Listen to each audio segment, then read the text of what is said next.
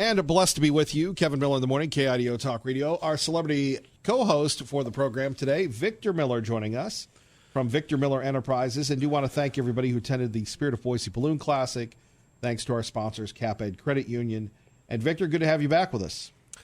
Well, it's good to be back. All right. Let's talk to Hank, though. Let's go to the phone. Patient. All right. Hank, good morning. You're on KIDO Talk Radio.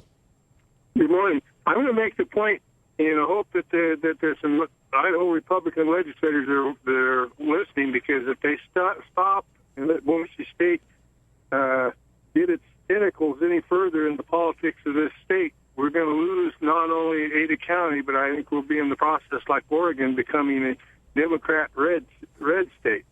I might point out that 4 of the legislators they are subsidized largely by Boise State, and they are Sue Chu, Herb Epperstein, Senator Wintrow, and Senator Marcus Nye. Now, how do you say they're subsidized by Boise State? Well, in a sense, they've got part-time Boise State teaching positions that basically subsidize their income to be able to serve in the Idaho State Legislature. But they are working, right? Yes, but I'm wondering whether or not the Boise State would hire Republican legislators to serve on their staff. I doubt that very seriously. Well, hold on, Hank. Before we condemn Boise State, are there any Republicans that work at Boise State? And I don't know if you saw it, but Channel 7 over the weekend sent not 1, not 2, not 3, but 4 reporters to the game. And, 2 reporters and 2 cameramen, because the game was so important. And then we saw President Trump dressed up in her blue and orange, had a scarf, had a blue and orange dress, had blue and orange shoes. And I'm going, well, that's an interesting outfit, but maybe it's not about academia. It's about supporting the football team. What's your thoughts?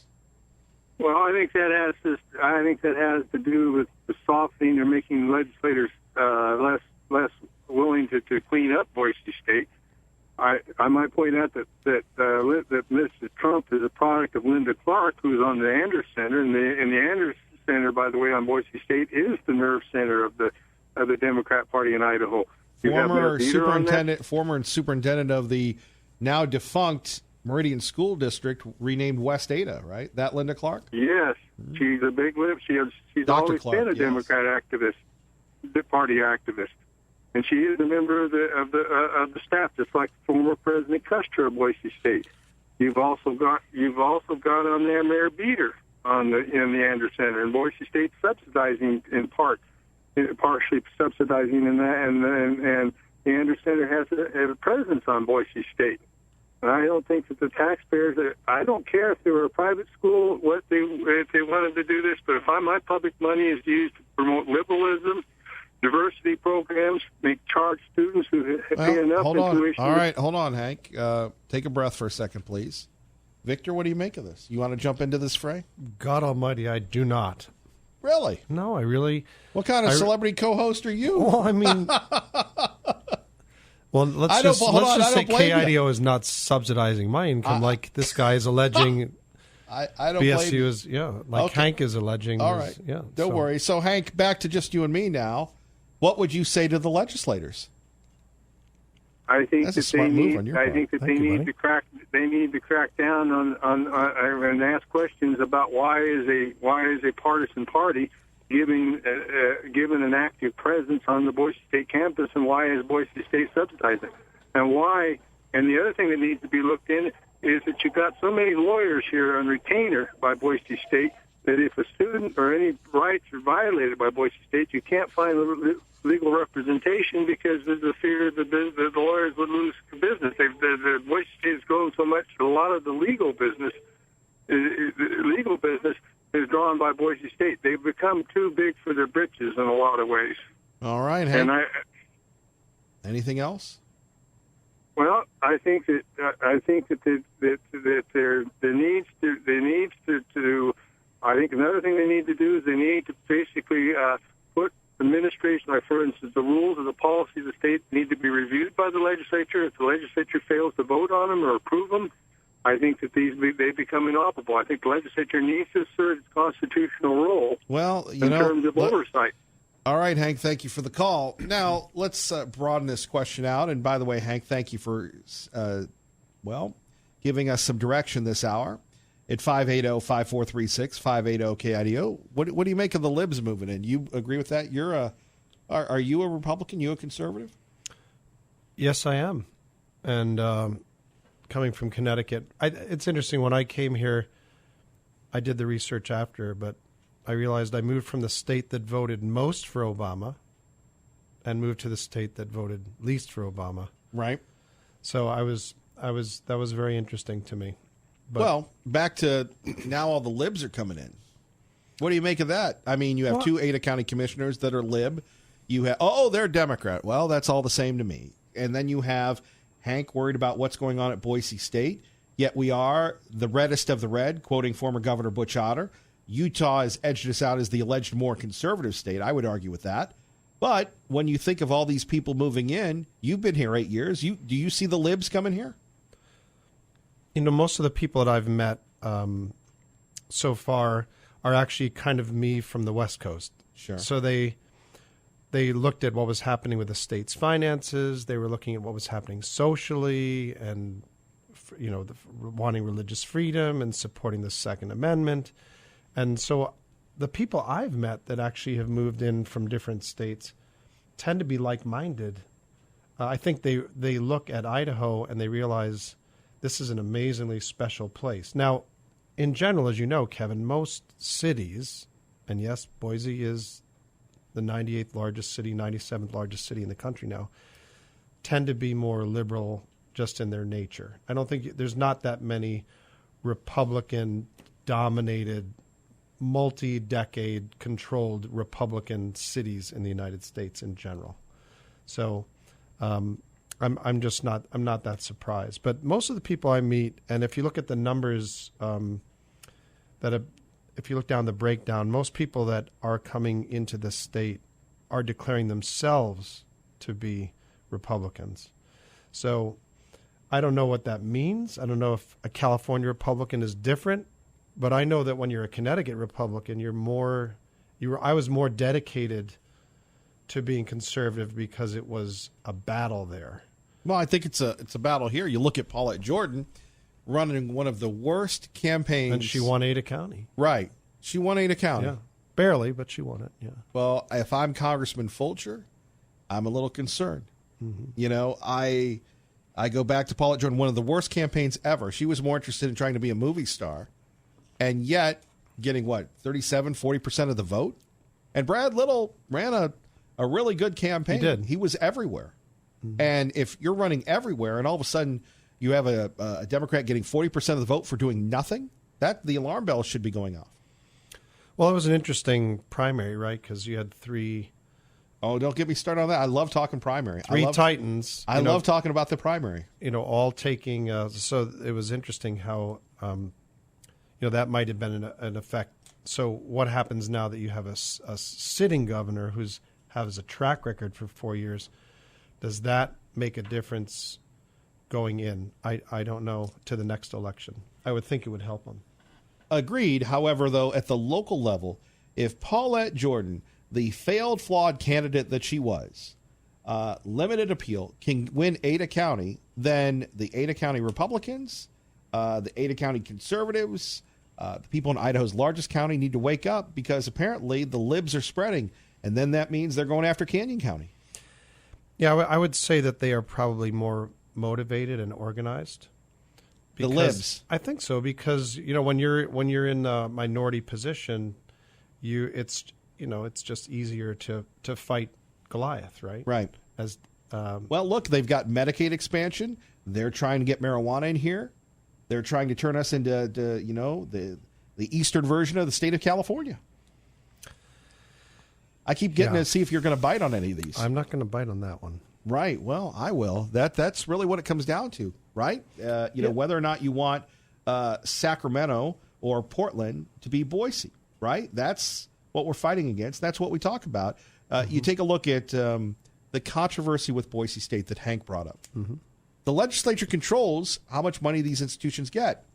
You have tuition going up, costs going up. You're a numbers guy. I love numbers guys because I couldn't even spell the word numbers. So what's the ROI? What's the justification, do you believe? And we see this everywhere with due respect to not only Boise State, Idaho State, Lewis and Clark, the state's universities. Tuition goes up, and yet you're going, well, if the costs go up of radio station, well, I'm building a new studio, I'm doing something else. There's really, what causes these costs to go up, do you think? Well, I think the structure of of student loans, unlimited amount ability to access debt. Yeah. Now that it's federalized again, it's not a private enterprises lending the money. I think that a lot of institutions took advantage of that, and I would say that in general, it's extremely hard to start a new institution. So you can't just say, well, Boise State's now out of control in its price, and we're just going to launch Boise State too. So it's a limited market, right? A lot of demand. Everybody thinks they should have a college degree, which is arguable, right? Because if your aptitudes and your gifts are not to attend a 4-year university, and you have aptitudes for a craft, let's go do that. Let's get to that next. More with Victor Miller. Coming up next, Jody Buckner joins us. You're listening to KIDO Talk Radio. And Victor Miller joining us, the celebrity co-host. And let's go to the phone lines. Jody Buckner joining us now. Jody, good to have you with us. Good morning. Good morning. Thanks for having me. Hello, Jody. Hey, Dick. So, Kevin, as all of your KIDO listeners know, we lost a dear friend recently. On May 27th, our great friend Bill Buckner passed away, and Bill and Jody Buckner were deeply involved in the Fellowship of Christian Athletes here in Idaho, and the FCA is renaming its annual golf tournament in Bill's name. From now on, the tournament will be known as the Bill Buckner Memorial FCA Idaho Golf Scramble, and the scramble is going to be held this year on September 19th at Falcon Crest Golf Course. I'm sure you're going to be joining a foursome. No, right? You golf? I can be a caddy. Do you golf? You can caddy. Okay. Yeah. So that's in Kuna. Registration starts at 7:30, and there's a shotgun start at 8:30. The first time ever, Kevin, because I think of how many people love Bill and Jody, the FCA tournament is sold out for the first 18 holes for the first time ever. So because Falcon Crest has 27 holes, though, Kevin, we have the opportunity to create a waiting list. So if we get another 10 foursomes, we can actually extend this thing and take every square inch of Falcon Crest. Kevin, what do you think about that? I think that's great. Jody, your thoughts? I think it's wonderful. I'm thrilled. FCA is a wonderful, wonderful cause.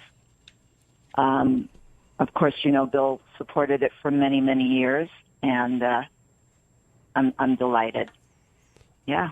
Jody, why did you and Bill get involved with FCA? Like, what's the quick background on how you got involved and why you stayed involved?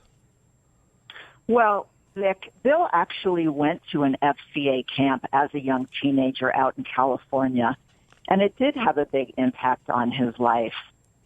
As a charitable cause for Bill and me, FCA was really, excuse the expression, a no-brainer. We love the Lord, and we are both athletes. We understand the huge influence coaches can have on young athletes. We have 3 children. They all play sports. Through the many years we've been associated with FCA, we've come to know the leadership, the staff. These people are the real deal, Vic. They're exceptional. Ken Lewis is an extraordinary man, an extraordinary leader, a true man of God, and Bill and Jody have always loved FCA. Yes, Ken is. I've served as a treasurer there for the last 6 years, and there's no better steward spiritually and just in every way than Ken, and I really appreciate you mentioning him in particular. So when Bill did pass away in May, Jody, you and I discussed the possibility of renaming the Fellowship of Christian Athletes Scramble in his honor. Why did you say yes to that? Well, Vic, firstly, of course, to honor my husband and his work with FCA, and of course to bring as much awareness as we possibly can to FCA Idaho. And if Bill's name helps that cause, that can only be a good thing. So why would you recommend that Kevin's listeners, here the KIDO listeners, support Fellowship of Christian Athletes with participation, in other words, getting a foursome together? Or we also have sponsorships where you can do a whole sponsorship for $250 or a flag sponsorship for $1,000. Why would you ask them to support that the Bill Buckner Golf Scramble? Well, because it supports FCA, I would encourage anyone to learn, to become familiar and acquainted with FCA Idaho, its mission, its events, its staff, and most importantly, how it's impacted thousands and thousands of young athletes for Christ through sport. FCA can completely change the trajectory of a young person's life. We've seen it. One only has to listen to the many, many testimonies of FCA's young participants, and I would encourage anybody to do exactly that.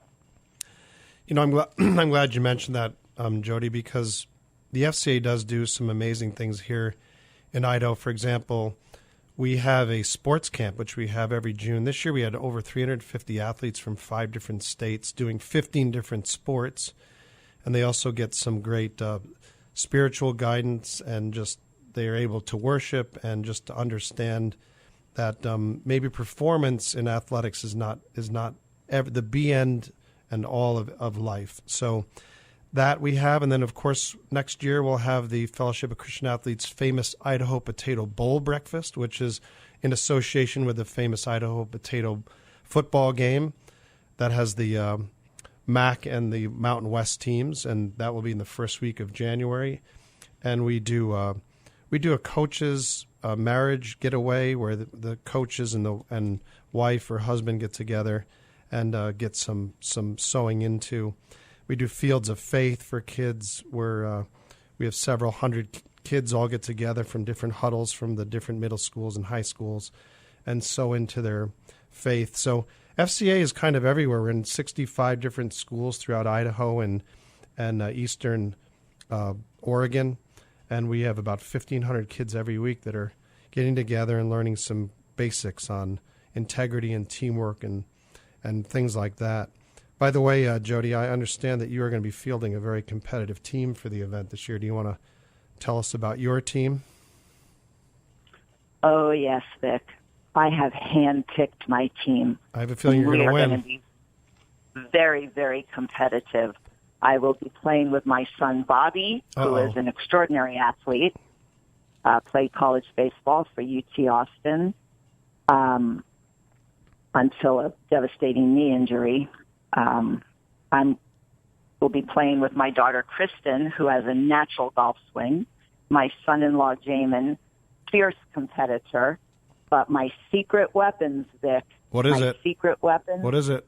My 2-year-old granddaughter, Posey, and my 4-year-old grandson, Raleigh, and you should see them putt. Really? It's going to be good. Oh, I see us taking home the trophy, Vic. Are you gonna put them in your cart with you and drive them around? Now remember, yes, the 2-year-old cannot drive a golf cart. Just remember that. You tell her that. Okay. Well, I'm not. I've met her, and she's an amazing young lady. He's fearless. He's something else. So, is there anything else you just want people to take away from this before we let you go? I'm sure you must be playing golf. You're gonna go like prepare for the tournament. I'm actually going to play today. Uh-oh. Recently back from San Diego to visit a dear friend of mine who sadly lost her husband 5 days before we lost Bill. So we hung out and we laughed and we cried and we spent some time in the ocean in some pretty big waves out there. And my girlfriend busted up her nose, has 2 black eyes, scraped the skin off her forehead, and I've got a pretty swollen left knee, but I'm supposed to go out to Crane Creek today, so we'll see how it goes. Well, that is not good news for the rest of the field, Kevin. Have you ever seen Jody drive a golf ball? I've heard. Yeah, so she gets to use the women's tees, which is completely unfair because she outdrives most men. Oof. So I'm very worried about the prospects for the rest of the field with her in it. Well, I got to tell you a quick story. My last Please. 3 rounds of golf at Crane Creek, I have randomly found 3 golf balls, 1 per outing. And each golf ball I found, 1 per outing, 3, had the number 22 on them. Really? And so that's Bill's That number. was Bill's number, Wow. it's our number, and And that was his number Yeah, I with the feel like Dodgers and I- the Cubs. Is that right? pardon me? That was his number with his first 2 teams, the Dodgers and the Cubs. Correct. Yeah. That's So fantastic. I feel like he follows me, Vic. I feel like he's sitting on my shoulder sometimes saying, Jody, if you miss that putt, I'm going to rain down from heaven. Well, here's I'll just share this with you, but I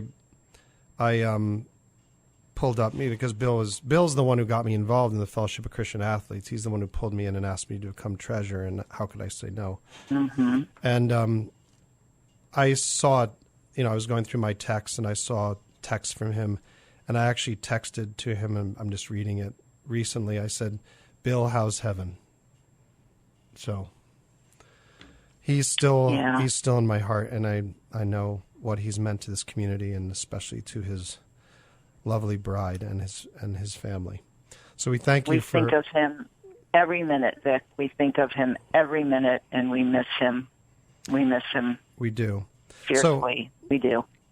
For Kevin's listeners, if you want to join that wait list for the Bill Buckner Memorial FCA Idaho Golf Scramble, please go on fcaidaho.org, and there's going to be a form there. Look for the form that talks about the wait list. And when you sign up your team, one of the people from the FCA, Colette Wisniewski, is going to give you a call and just try to line that up. And if we can get enough people from that wait list, we will be able to open up a third 9 holes. So, and don't forget, if you want to do a sponsorship, the sponsorships are still open. Flag sponsorship at $250 and hole sponsorship $250.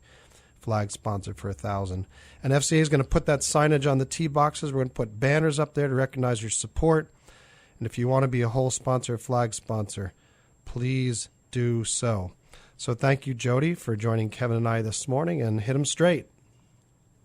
Thanks, Vic. Thanks, Kevin. God bless you Love guys. you. God We'll bless see you you. on the 19th. Yep. Thank you, Jody. Bye-bye. Bye. What a nice young lady. Love her. Very emotional. Yeah. My wife and I have had the pleasure of getting to know the Buckners after Bill asked me to join FCA, and they are lovely people. Bill was one of the most humble people you could ever meet. You would never know Right. that he played baseball for 22 seasons and had 2,700 hits, and You would know- considered for the Hall of Fame. You would I mean, know he was an athlete, though, because I would see both of them working out at the Park Center Axiom, and both of them just tearing it up.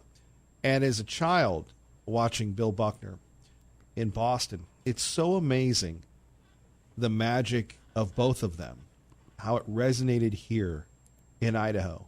And I just wish people in Boston really understood, and maybe they do, in fairness, what a great guy Bill Buckner was and is, and of course Jody, who continues on his great work.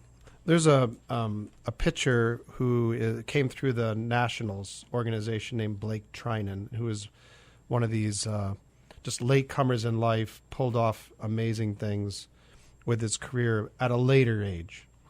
And his wife was a volleyball coach in Idaho, and so I met Blake in the stands, and I said, Bill Buckner lives in Idaho. He's like, I'd really like to meet Bill. So Bill, Bill and him get together, and Bill wore his Red Sox jacket. Right. And he sits down with Blake. He said, this is the jacket I wore the day I went back to Boston. And I went out and threw that first pitch. It was the day that I reconciled kind of with Right. actually with Boston. Yeah. Especially really the media was more his issue. He loved the fans. But just to go out of his way and just offer like, hey, here's a personal story of a guy who's been in the big leagues, had the highs, had the lows, and this is a little. I just want to just kind of wear this as a special. Right. And now Blake pitches as a relief pitcher with the Oakland A's. Wow. And he actually texted when Bill had passed and expressed his sadness over it. So Bill continues, just even from 1 or 2 meetings, people always remember spending time with that humble man. And we'll remind people how they can help the Fellowship for Christian Athletes coming up next. Kevin Miller, KIDO Talk Radio. Good morning, Dave. And rolling on the right side, Victor Miller joining us, our celebrity co-host. How's it going so far? I don't know. You tell me. Yeah, see, that's You're how on the other side. See, that's how they talk east of the Great River. They always go back and forth with these. They throw it right back at you. That's where I get it from. Yeah. You lived on that coast. I did. Long Most time. of my life. You were in radio a long time on the East Coast. Yes. None more conservative than a congressman that we have right now. Really? Would that be Russ Fulcher? Russ Fulcher joining us now. Congressman, good morning. Good morning. I realize that when I do get the opportunity to come on, I get one Miller, but this is really Miller time. You doubled it up on me. M&M, baby. Yeah. M&M. Russ, good morning to you. How are you doing? Good morning. I'm doing very well, and when you wake up healthy and you're in the state of Idaho, it's hard to complain too much. I agree. Hey, I want to ask you a few questions, if I may. First of all, I'm just wondering what it's like for Russ Fulcher, who is one of 35 people in the Idaho Senate in leadership. What's it like being a freshman in a place where you're one of 435 people? Well, you realize that you have to do something unique or something special to have a significant impact back there, Victor. Probably the biggest impact we've had thus far is right here at home with our constituent service team. But to answer your question, I'd say you've got to take the time. You've got to get to know a lot of those other members. You've got to build some rapport with them. You have to exhibit some competence. You have to put yourself in a position where others around you will understand that, hey, here's somebody that thinks about stuff. Here's somebody that is willing to put in the time, the effort. They show up early, they stay late, and exhibit some competence and hopefully build some trust so that you can have a bigger influence than you would have any other way. Well, we'll just wait. We'll just have to keep reelecting you so you get seniority and you run one of these committees. How about that? Do we agree to that? Yeah. It's one of those things where I really have enjoyed it a lot. But you do wonder, okay, how many years do you want to do this? I'm still a freshman, so I'm definitely going in for another round, and we'll see where things lead. But thank you for that. So let's talk about a couple of things. Your background obviously uniquely qualifies you to answer a couple of questions. The first one is you obviously worked for Micron for quite a while. Idaho has a pretty good relationship with a lot of the Asian nations, and there's a lot of trade going both ways, especially going towards those countries from Idaho. And I'm wondering, as you're watching this China trade war going on, how do you feel about how that's going? What concerns do you have for Idaho, if any?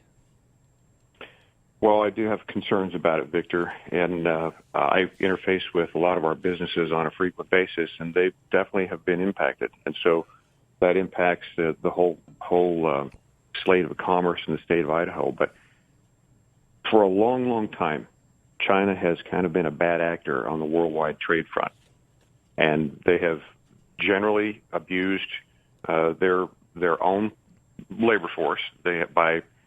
By basically mandating very, very cheap labor. They don't have the republic like we do, of course, and put themselves in a situation where they will not allow a lot of American, for example, imports, or if they do, they put tremendous tariff restrictions on it.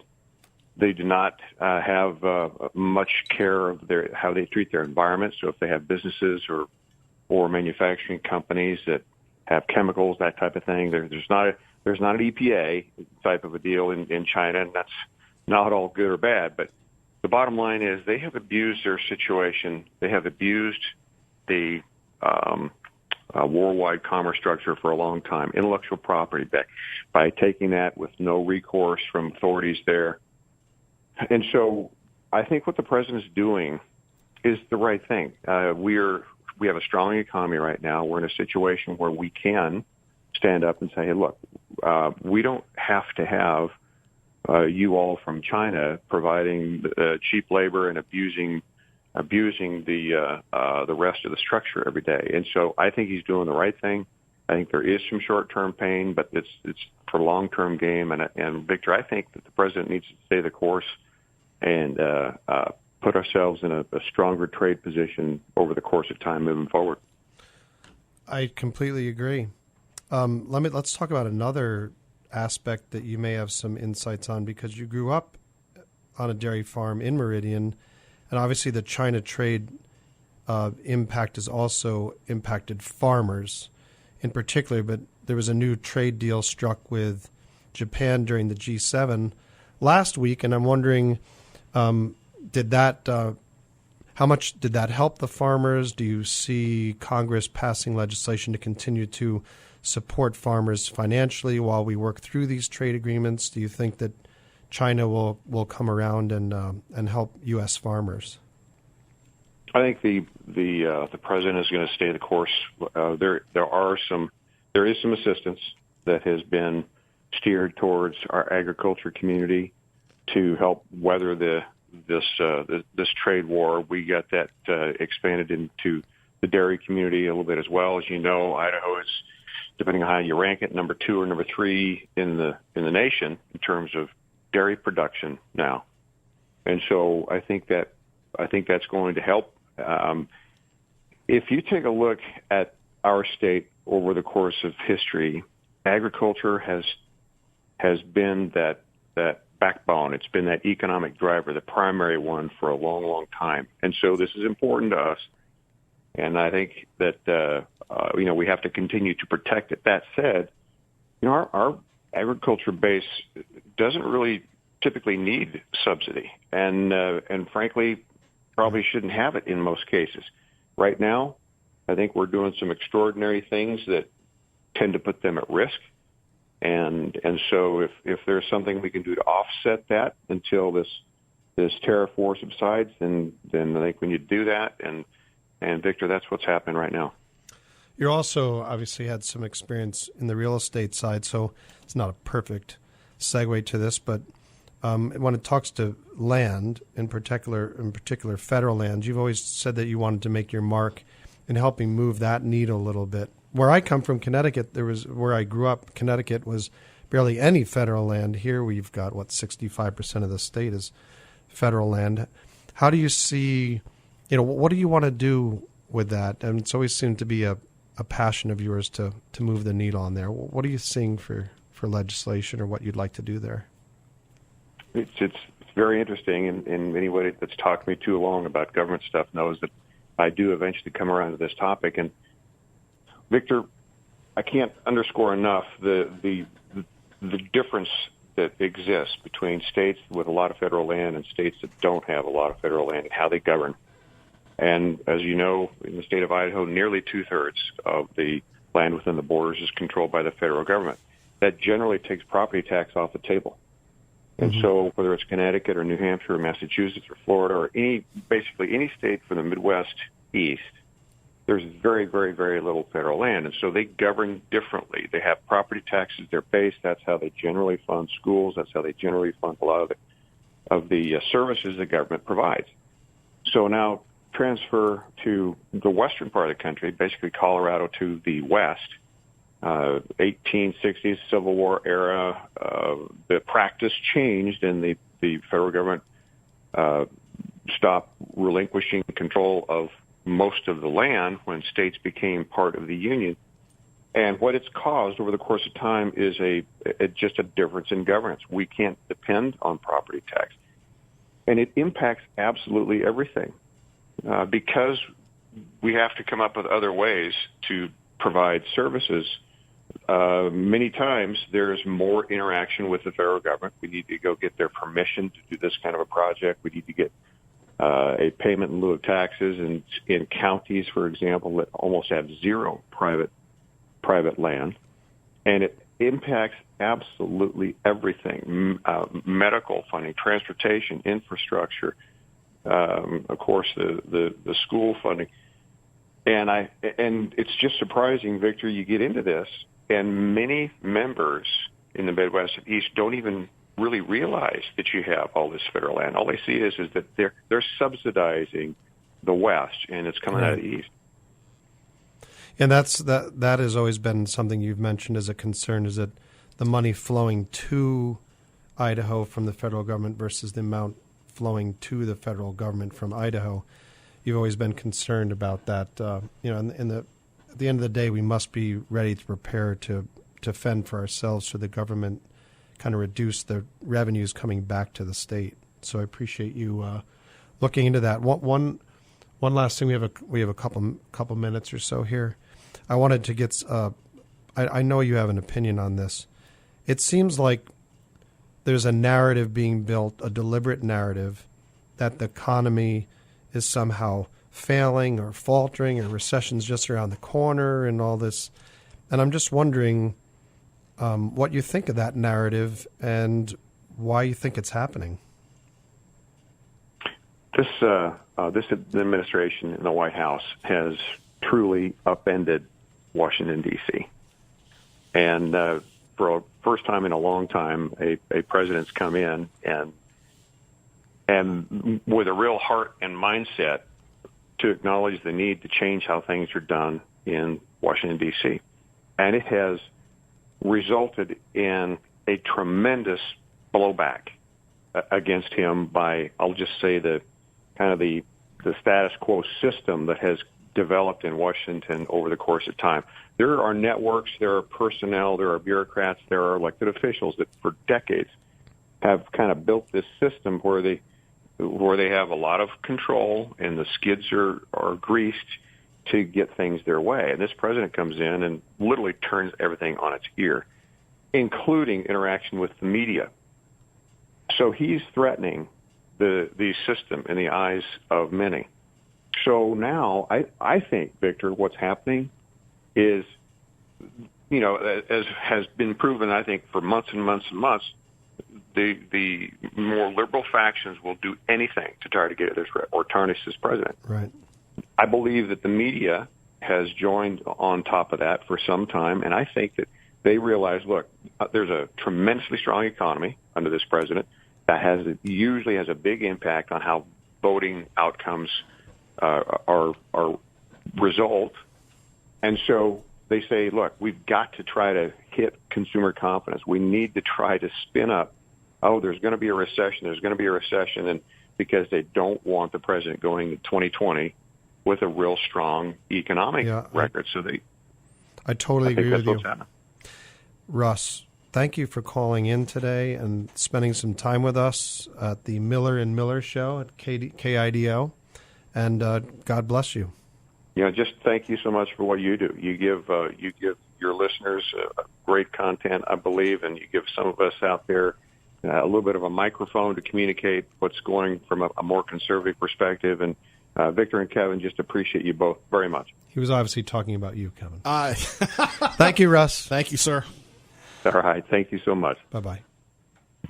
All right. Coming up next, we'll take a look at, this shooting in Texas, and the chairman of the Idaho State Republican Party, Raul Labrador, will join us. Victor Miller, Kevin Miller, KIDO Talk Radio. And thank you, Dave Ramsey. Don't forget, Sean Hannity following David Ramsey today. Kevin Miller in the morning. Victor Miller will be back. We'll be joined by Congressman Labrador, former Congressman Labrador, coming up. Talk about the state of the Republican Party. And again, as always, we'll take your calls about the issues that matter to you and the outcome of this other tragic shooting. Do you expect the libs to go after your guns, and should they? Something to think about. But first, let's get you to work safely and on time. KIDO Talk Radio, traffic and weather together. Good morning, Dave. And once again, do want to thank our friends at CapEd Credit Union for sponsoring the Spirit of Boise Balloon Classic. What a wonderful event. I hope you had a chance to go out and check out the Night Glow Friday night. It was wonderful, where we had so many people coming up, hanging out, having a good time. I want to thank the young man who stopped by, Dennis Dillon, over the weekend. We were there talking about the Muranos and other great vehicles on Fairview. He came up and said, man, I just listened to the show, and I think it's great. Well, sir, we think you're great, and we appreciate you waking up on the right side with us each and every morning. And by the way, thinking about waking up on the right side, this Friday we will be at Independence Indoor Shooting in beautiful Meridian, Idaho, just off Overland Road. All you have to do, stop by. You can shoot for free. Now, you'll have to buy your own ammo, but bring your weapon or get a weapon from them. Independence Indoor Shooting, iishooting.com, iishooting.com, 576 Guns. Fox News next. Good morning.